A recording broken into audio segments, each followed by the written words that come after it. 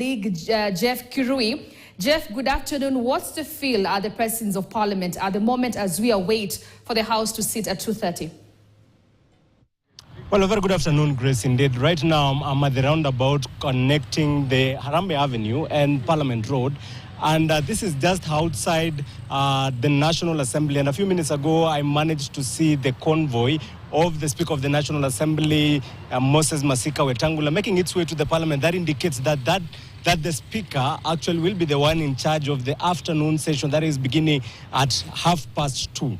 But now, the security situation outside Parliament, there is a heavy contingent of police officers from the administration police, the anti-riot police, as well as police officers in civilian who are actually manning the presence of Parliament. Remember, the roads have been barricaded, Parliament Road, Harambee Avenue, even all the way to Kenya, the other side of the road, that is the side of Mombasa Road Highway. They are not allowing members of the public to access these particular roads. Earlier on, we had an engagement with some of the security officers, and they intimated to us that they have reports that there are some leaders who are actually planning, or rather mobilizing members of the public to come and demonstrate against that ouster motion that is said to be tabled in the afternoon against the Deputy President, Rigathi Gachagua. But as it is now, the situation as of now is calm. Remember, there were two major events or key events that are expected to happen today here.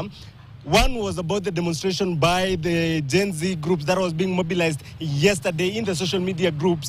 They were rallying the Gen Z group to turn out following the arrest of Morara Kebaso Jr., but he has since been released or rather, if he is going to deposit, subject to depositing 50,000 cash, 50,000 bond that was ordered by the High Court. And of course, this situation today, that is the tabling of the motion to impeach the Deputy President, Rigathi Gachagua. Remember, more than 300 MPs have appended their signatures. They are pushing for that ouster. And as my colleague Daniel Karuki had indicated, he had actually he was actually having several charges leveled against him.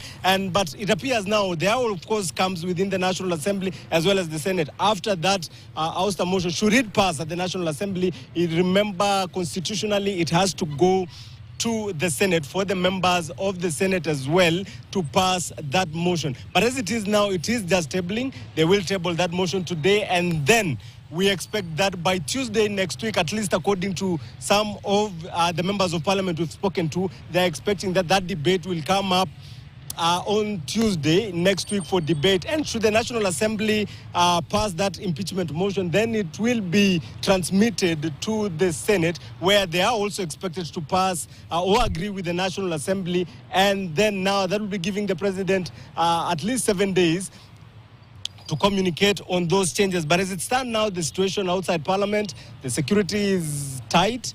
No members of the public are around to mill around the presence of Parliament, and we'll be waiting to see how the situation pans out as the House is expected to kick off its afternoon session. Grace. They are quite unusual, Jeff, for security to be beefed up when a motion is being tabled in Parliament. Perhaps it's basically because this one particularly touches on the Deputy President of the Republic of Kenya, that is Rigathi Gachagua. But now, perhaps, let us just look at some of the reactions countrywide, and we are now heading to Eldoret, where my colleague Elvis Kosgei is standby just to give us a feel of what the residents there are saying in regards to this particular motion that is expected to be tabled later on this afternoon. Elvis, take it away. Inaitwa Mulati. Matarajio yangu, bunge ni kitengo huru, na mimi kama mimi ninatarajia bunge ifanye kazi yake. Isiwe ni kwamba wamesinikizwa kupiga kura upande moja ama upande mwingine. Hayo ndio maoni yangu. Bunge ifanye kazi yake, kwa sababu hiyo ni kitengo huru. Tumewachagua wabunge waende bungeni kutuwakilisha, lakini sio kuwakilisha mtu binafsi. Hayo ndio maoni yangu. Yeah. Je, unaona kwamba kumekuwa na hisia mseto? Kuna wale ambao wanasapoti, kuna wale ambao hawasapoti. Binafsi yako unauonaje mswada wenyewe? Mimi kama vile nimekuambia, mimi binafsi watu walichakuliwa na kura moja. Hiyo ndio walichakuliwa, na haikuwa kura mbili, Gachagua yake, mheshimiwa president nayo yake, hapana, kura ni moja. Ndio maana nimesema waja ile watumie hekima ambayo wameenda kufanya nayo bungeni. Kwa maoni yangu kama wabunge wanaoenda kwa hiyo mswada ya kuimpeach Gachagua, mimi ningeonelea hivi, wabunge wangeweza kuongea, waweze kuongelesha Gachagua na rais, warekebishane, wasiweze kufanya hiyo mapendekezo ya kumtoa Gachagua kwa haraka hivyo, waweze kuongea na kuelewana. Mimi naonelea hivyo. So unaona kwamba pangekuwa na dialogia kwanza kabla ya kufika bungeni? Kabla wakuwe na dialogia na rais na Gachagua na wabunge. Tunangoja tuone Gachagua akitumwa kwa mawe juu according to ukiona venye vitu yamekuwa akiongea, according to the society, unajua kiasi kimoja hakuna venye tutakubali haribu watu wengine. Heri tu atimuliwe, apelekwe kwa mawe, aenda atulie na wenzake huko hivyo. Asante. Ni hayo tu. Kwa hiyo mswada wenyewe binafsi yako kufika mbele ya bunge ilikuwa ni sawa? Ilikuwa ni sawa kabisa. Ni sawa kabisa. Ni sawa kabisa. Hata Gachagua tu aenda apumzike na wenzake. Juu kazi imemshinda, hata ikionekana kabisa. Wakati watu tunafaa tukue tunafanya kazi, Gachagua yeye ako anafanya siasa. Siasa ni ya wakati mwingine. Hata Gachagua aenda apumzike. Angoje 2027 apige kazi yake, apige siasa yake. Lakini kwa sasa tunataka wasee wenye wanapiga kazi. So naonelea kwamba historia na Gachagua ni a national figure. So Gachagua anafaa kuongea kama president pia, kwa sababu yeye ni deputy president.